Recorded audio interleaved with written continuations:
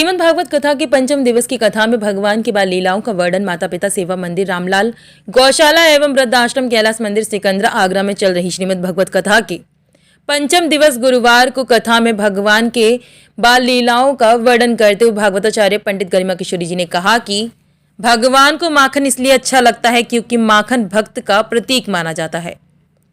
उन्होंने कथा में प्रवचन में समुद्र में काली नाग की कथा का प्रसंग सुनाते हुए कहा कि काली नाग ब्रज में रहता था, कोई नदी में जाता तो वह उसे मार देता था। उन्होंने गोवर्धन लीला का वर्णन करते हुए बताया कि 7 कोस लंबे चौड़े काली काल के देवता गोवर्धन नाथ को 7 वर्ष के कन्हैया ने अपनी सबसे छोटी उंगली में 7 दिन रात अपनी उंगली पर रखा।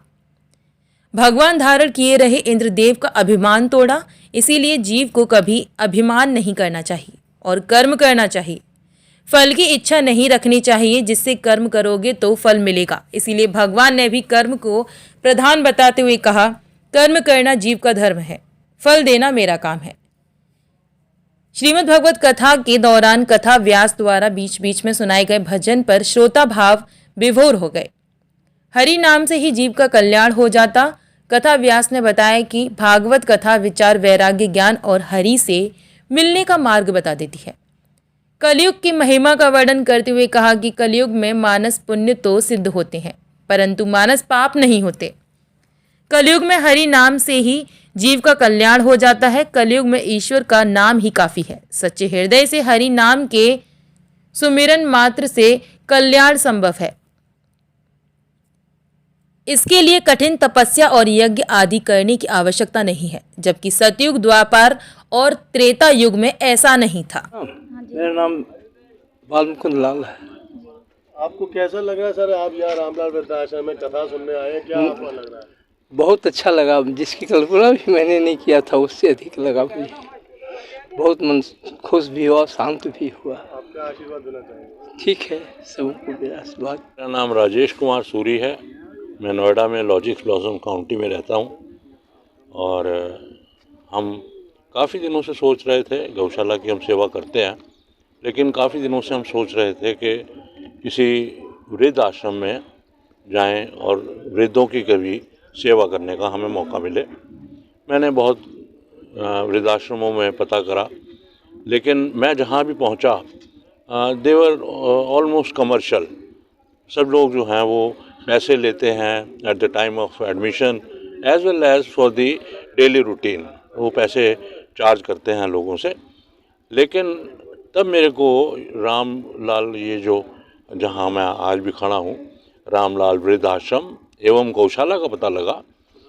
हमारे पास ही ग्रेटर नोएडा में इन्होंने ही एक अपनी ब्रांच खोली है। वहाँ जाने का मुझे सौभाग्य प्राप्त हुआ और वहाँ से मुझे ज्ञात हुआ कि ये शिव प्रसाद जी जो हैं, ये सही मायने में एक मानवता का काम कर रहे हैं। जो एक मनुष्य को अगर सेवा के अंदर कोई अपने आप को डाल दे और अपने जीवन को समर्पित कर दे प्रभु को की तरफ, तो वहाँ देखिए। गरिमा किशोरी से आपने भागवत सुनी, आपको क्या लगा, कैसा लगा? देखिए, भागवत तो किसी की भी हो बहुत सुंदर होती है, तो भागवत तो बहुत ही सुंदर थी। हम पूरा उसको अटेंड नहीं कर पाए, थोड़ा डिस्टेंस ज़्यादा है, रोज़ के रोज़ आ नहीं सकते, उसको अटेंड नहीं कर पा रहे। लेकिन ये है कि प्रभु का नाम तो जब भी लिया जाएगा उसमें आनंद आएगा ही आएगा। तो चाहे कृष्ण कहो या राम, बोलो राम। एक ही प्रभु के 2 नाम हैं, 2 अलग अलग रूप हैं। और भागवत कथा में हमेशा मज़ा आता ही है, जो भी सुनेगा उसको आनंद आएगा। और यहाँ आने के बाद जिस स्पीड से शिव प्रसाद जी काम कर रहे हैं और जिस तरीके से वो काम कर रहे हैं, अगर उनको थोड़ा साथ मिला तो मैं वो दिन दूर नहीं देखता कि जब दिल्ली ग्रेटर नोएडा के अंदर भी इसी तरह से, जैसे ये वृद्धाश्रम उन्होंने बनाया है, इसी तरह वो भी डेवलप होगा। मैं एग्रीकल्चर डिपार्टमेंट से विषय वस्तु विशेषज्ञ पद से रिटायर्ड हूँ और मैं अब समाज की सेवा में आ गया हूँ। और धन्यवाद करूँगा मैं लाल साहब का, विवेक लाल साहब हैं हमारे, उन्होंने हम लोगों को इस समाज सेवा से जोड़ा है, तो ये बड़े धन्यवाद के पात्र हैं।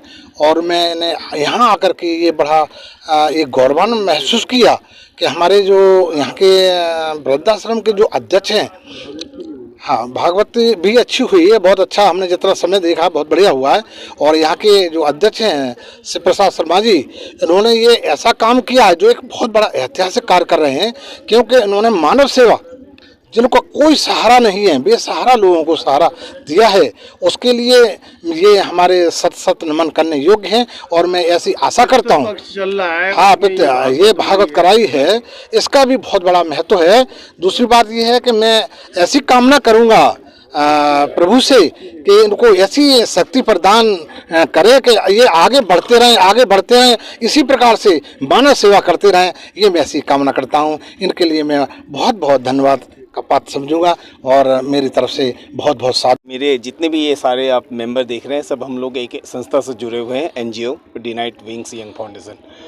मैं शिव प्रसाद जी का बहुत बहुत शुक्रगुजार हूँ कि हमें मौका दिया। और यहाँ पर जो ये श्राद्ध पक्ष में, पितृपक्ष में जो ये श्रीमद् भागवत कथा हो रही है और किशोरी जी ने इतनी अच्छी कथा कह रहे हैं, उसका बहुत बहुत धन्यवाद है। तो इनका सीधा पुण्य लाभ मिलता है। ये सीधे जो बुजुर्ग माता पिता हैं, जो दुखी हैं, अपने परिवार से ग्रसित हैं, कहीं ना कहीं से उन्हें लगता है कि अकेले महसूस कर रहे हैं, तो अभी इनको चाहिए सहारे के रूप में और भगवान के प्रति अपनी आस्था को व्यक्त करने के लिए। तो ये जो भगवत कथा हो रही है, ये सीधा प्रभु के माध्यम से उनको जोड़ रही हैं और वो लोग कहीं ना कहीं बहुत ही प्रफुल्लित हो रही हैं। और हमें बड़ा अच्छा लगा उन माता पिता को देखकर, बुजुर्ग माता पिता जो बहुत ही आनंदित हो रहे हैं। हम लोगों ने भी सुना, हमें बहुत ज़्यादा समय तो नहीं मिला, बट जितना भी सुना किशोरी जी को और ये भगवत कथा को, तो सुन करके बड़ा ही हृदय प्रसन्न हुआ। और हमें लगता है कि ये पितृपक्ष में ये करा करके और बुजुर्ग माता पिता को जो ये कथा सुनाई गई है, उनको सुन करके बहुत ही ये